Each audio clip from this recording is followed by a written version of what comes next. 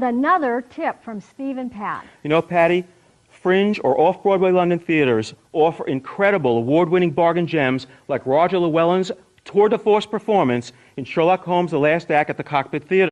And Roger Llewellyn is Sherlock Holmes.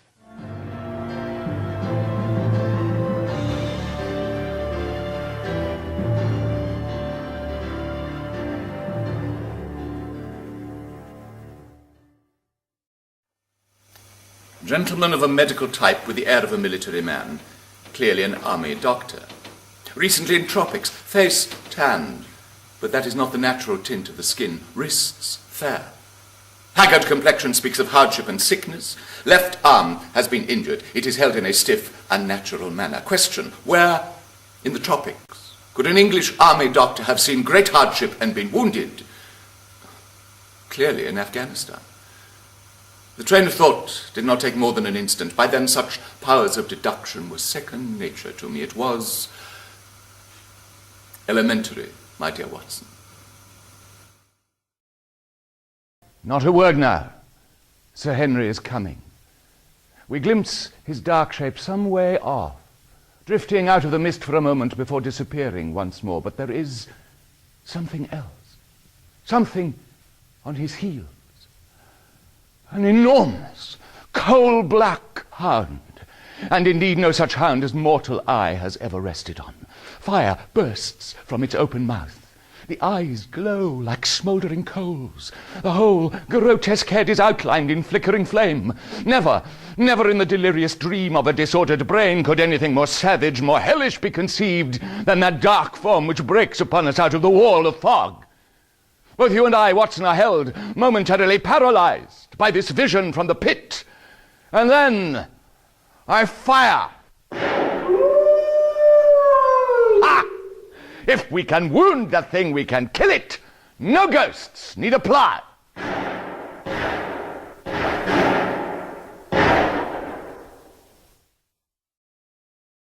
Oh, I know you made a big fuss about me and Irene Adler, teasing your readers about my passion for her. The night when I tricked my way into her house in Serpentine Mews, disguised as a simple-minded clergyman, I felt closer to a woman than I had ever felt in my life before. I can tell you now, Watson, I was so grateful of my disguise, a barrier behind which I concealed not only my appearance. She was a beautiful creature. She leaned over me to give me a drink to revive me, and I wished it were I, Sherlock Holmes, to whom she ministered, not the weak-minded cleric I'd become. She made me feel guilty, deceiving her as I was. She gazed at me with those wide blue eyes. I was intoxicated by the nearness of her.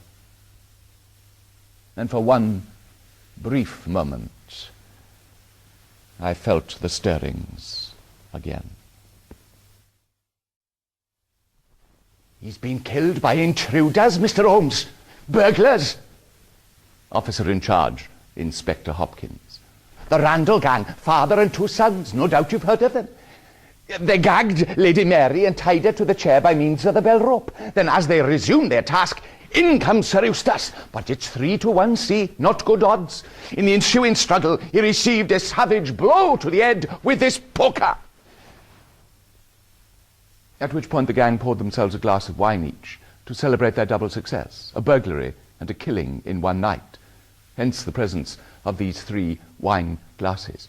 That's right, Mr. Holmes. That's wrong, Inspector Hopkins.